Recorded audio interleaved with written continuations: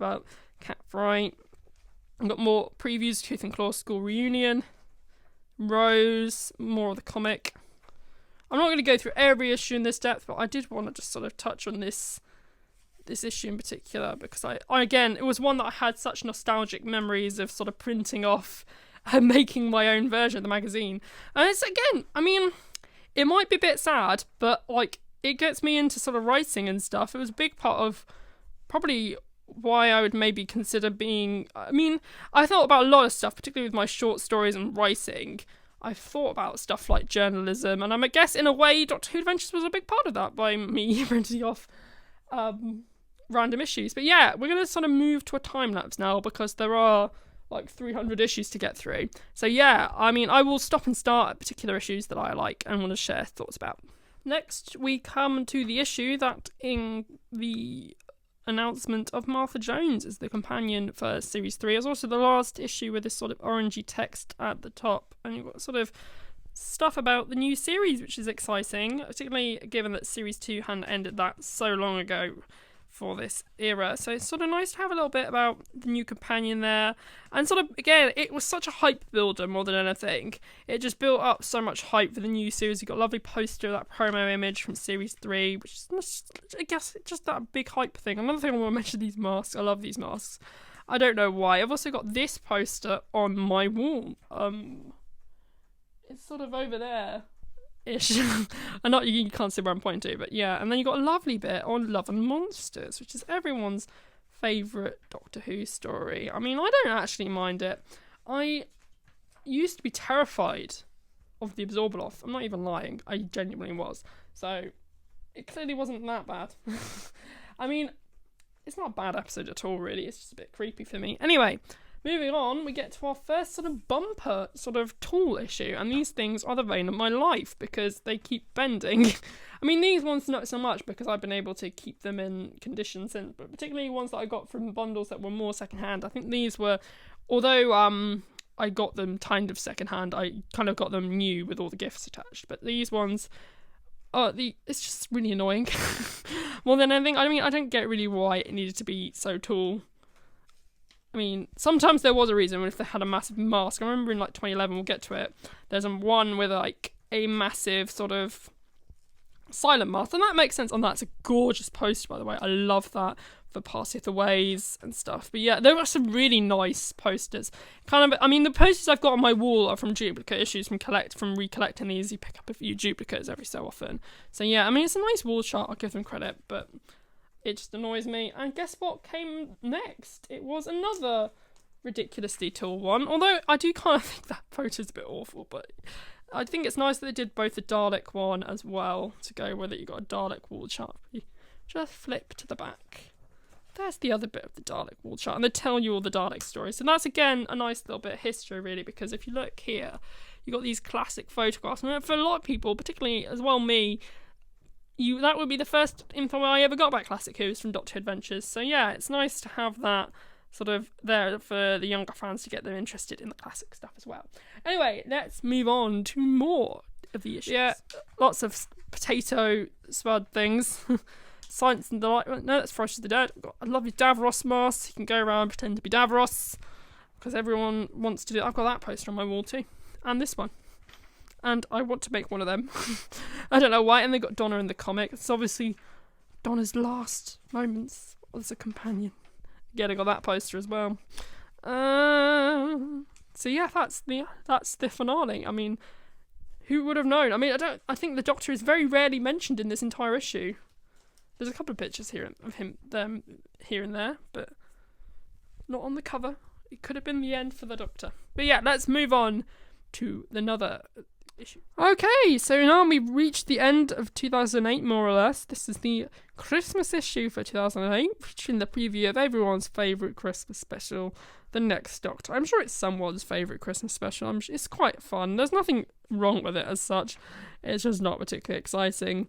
I mean, I've always thought this is the most boring Christmas special in my opinion. There's still a lot to love. I love David Morrissey as the Next Doctor. Well, the Next Doctor.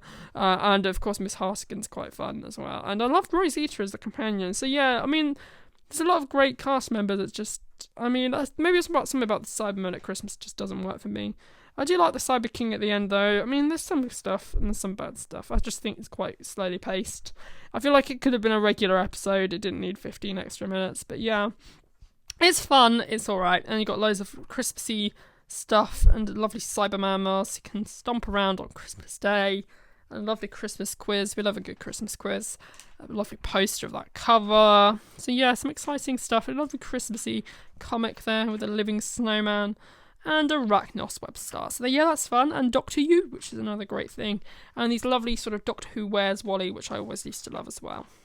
So yeah, that's the end of 2008. Next, we come to an exciting issue. The first new series pick, although it isn't really the first, because as you may have been noticing if you've been paying attention, you may have spotted Karen Gillan in one corner and a poster of Matt Smith at the start. So it clearly wasn't the first pick of Series 5, but nonetheless, it is the first exciting news of Series 5 with that famous picture where Amy is not wearing her red jumper but is in fact wearing a turquoise jumper. But of course you got the cool bow tie, which is sort of foreshadowing. I don't know if they knew about the line bow ties are cool, but it's there even from the very beginning, and he's saying that he's the youngest actor to play him and that he's in full costume and everything. So I wonder where this costume came from for Amy. I wonder what... I mean, I know the first story to be recorded for Series 5 was Time and Angels, where she was wearing that red jumper, so was that just a test shoot? I don't know. But yeah, that's the first exciting look at a brand new era. I mean, she's even are these old 10th Doctor shoes? I'm not sure she was wearing red ones in the end. She might have been. I'd have to rewatch it. I don't think she was, though. And again, you got more lovely classic Who pictures, including Megalos. So yeah, Series 5. So yeah, exciting hype building again. Like, that would have been some of the first information there. So yeah, it's pretty exciting. Now, everything is starting to kick off again as we got the first 12-page magazine for Sarah Jane. And obviously, we're getting close to the Waters of Mars as well. So, and End of Time. So, the end of 2009, everything was starting to pick up again after a slightly slow year. There you go. Sarah Jane. I love that cover. That's one of my favourite, the mini-mags they did. And then you got lovely... I love the Series 3 promo images for all the characters on the side as well. You got SJA prizes. I loved it when everyone called it SJA. So, I mean, a lot of people still do it. Again, you got that lovely sort of whole series preview. Prisoner of the Jadoon, Mad Woman in the Attic, Wedding of Sarah Jane Smith, which of course they made a massive fuss of at the time. And let's face it, he was only in for like 30 minutes in the second part. And then you got the Eternity Trap, the Mona Lisa's Revenge, and my personal favourite, The Gift, which is the lovely Blatherine. Lovely goodness there as well as this ARG monster alert for all the SJA monsters. You've got the Gorgon, the Slitheen, Karg, the Uvodni or Kulak, and then you got the Berserker, the Trickster, and the Grask, and then you got the Bane in the corner there because they were too big to be included. We got previews for Sarah Jane, Elizabeth Sladen, Tommy Knight, although they called him Tom Knight there, which is a bit odd. I guess someone called him Tom. Anjali Mahindra, who returns in Series 12 as the Skithra Queen, and Clyde, and of course a lovely, adorable interview with K9, the unit known as Mr. Smith is inferior to me. So yeah, that's the SJA preview issue for Series 3. And here we go with Waters of Mars. I watched this morning, no less. I watched The Waters of Mars, and of course it got the final SJA story, so as you can see, things really were starting to pump up again with excitement with SJA Series 3 and The Waters of Mars. It got lovely, exciting, very in-depth preview for The Waters of Mars. Lots of great preview pictures there.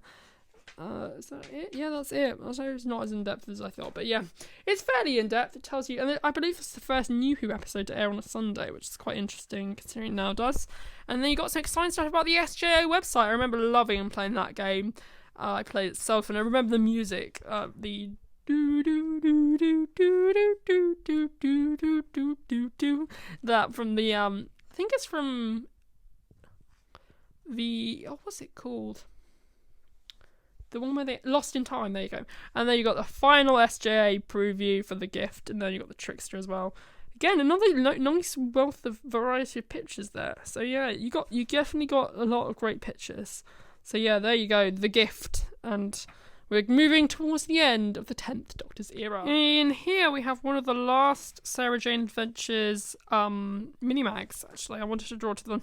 Because the pixels, I don't know if it's going to pick it up on camera, but particularly the pixels, if you look at it in person, it's a really pixelated image. And I always thought it was really odd one. But I really love the layout for the Series 4 mini-mags as well. I'm glad we got one for each week that it was on. It really created the series feeling really special at the time, and was again something that I would cower over looking at every single image, because at the time I was probably more obsessed with Sarah Jane than I was with Doctor Who, which is sort of why even when she died it felt quite a lot more emotional than I probably anticipated.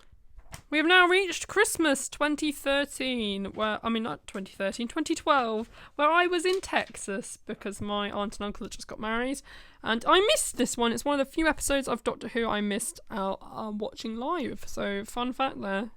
Nice cover, and I think Jenna Coleman's first proper episode as a companion, really, although she is in Asylum of the Daleks. So yeah, that's a fun Christmassy issue. Also, the debut of the Series 7B logo, which I've just noticed and had to put in a 6-second video. Another nostalgic issue for me, partially because of a certain page, which if I can find will be useful. This page, the New Who page, I remember getting so hyped about that trailer, and I think I bought this in the airport after coming back from Texas. So this was actually the first that I saw of that trailer, was these still images. So I knew there was a trailer even if I haven't watched the episode. So yeah, that's fun. Nice little photographs that really built up the hype. I really remember all the sort of the cover, the fire, just so much hype. And then they've also started using just photographs of just Matt in his snowman outfit, which I find hilarious, as well as the debut of that new TARDIS, which looks lovely in comic form, if I'm honest. So yeah, that's that issue. And now we come to the last regular issue of Doctor Who Adventures, and what a journey it's been. There's been some highs, there's been some lows, and at this point I believe the magazine was bi-monthly, it came out every 2 months. And also, I don't think what helped was definitely not helped by the fact that it was $3.99 and Doctor Who magazine at the time was also $4.99. It's $5.99 now, but at $3.99, when you're getting 35 pages compared to nearly 100 pages, I start to see what people mean. But yeah, I mean, it's a shame because there was such a great series for Series 10 in 2017, and I feel like they were trying to make an effort. I just wish that it wasn't as expensive. I think that was another thing. I think the price and the fact that it'd gone every 2 months was probably its biggest problem. I think it did start to become its own worst enemy, really. I mean, there's some great posters in there. I really like this poster. I love that promo image for Series 10. I was thinking the other day just how much I missed Bill Nardole and Peter Capaldi, and just how much I missed Series 10. I mean, I love Series 11 and 12, but Series 10 was a whole thing of itself. Series 10 was just an epic journey, not gonna lie. But yeah, that's the last issue of Doctor Who Adventures. We've got a couple of specials here. The one that was released in sort of 2019, I think, just after Resolution in Series 11. This is actually really good. I was really hoping that they would bring it back, actually, because it's actually really nice. I know a lot of people made a fuss about the colour guide. I mean, I do feel like it's a bit off, but I really kind of like it. It's kind of nice. It gave me Tracy Beaker vibes, which I've been rewatching recently because I'm sad and lonely. But yeah, we got Team TARDIS. I love how much depth they went into this. I love all the cartoons. The comic was really good, actually. I love the art. I think the art's really nicely done and everything. And there's there's lots of arts and crafts, and there's a poster and loads of stickers. I love the stickers. I think one of the worst things is, I know it's sad to think about, really, that really the free gift sold magazines, really. And I think the free gift was some postcards, and honestly that isn't going to be enough to sell your magazine, because it's going to appeal to someone like me. I mean, they're not really limited edition, let's face it, but that's just something to do with Doctor Who's. It does make me wonder if Chris Chibnall has something to do with the fact that we got loads of limited edition things, because the B&M sets aren't really limited edition. These postcards weren't limited edition. And it's all been since the Chibnall era, which kind of makes me a bit suspicious, actually, of that. But yeah, and you got this lovely Rogues Gallery page and a lovely picture of the Pitting there. It's looking very nice there. Lovely Pitting, and of course, Jack Robertson as well. And then there's something really good here. I can't remember where it was. Dealing with change. I really loved this. It was really quite mature. I really like how emotionally involved it was, particularly how emotionally charged the latest era has been with stories like Can You Hear Me? I thought this was a really nice thing to add. And it made me sad that it wouldn't be able to continue, because I feel like if it had been there for more Doctor Who fans, young and old, it might have been there as a sort of support mechanism, particularly with stuff like dealing with important issues in your life as well. I mean, the new Doctor Who sort of reflects that. It reflects change, so it would have been helpful, I'm sure, for lots of people if you're going through a change and you need something like this to comfort you.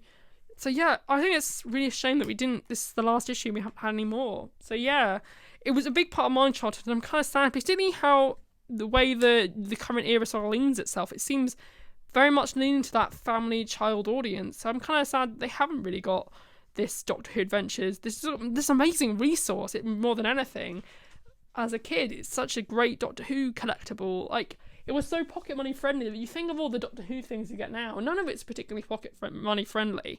They're really losing like a lot of that market, really. I know that's isn't making a bit to a business study more than anything, but like, as I mentioned, the limited edition thing has all been since the Chibnall era, really. So maybe they need to have something that isn't limited edition and sort of that just appeals, that's there for kids that they can afford, so they don't get alienated by all this limited edition box sets and steelbooks, because that's great for me. But like, what about for people who are like 6? They won't ever have that magic of like collecting a trading card. I mean, particularly with the digital trading cards, it's just become ridiculous. But yeah, anyway. And then finally we got this, which is the lovely limited edition thing that came with the Daily Mirror or something. But yeah, there you go. That's my entire collection. I wish the Doctor Who Adventures team a very happy 15th anniversary. God, that's strange to say out loud. But yeah, anyway, I hope you enjoyed the video. If you did, why not consider telling me your memories of Doctor Who Adventures in the comments down below. I hope you had a lovely day, and goodbye.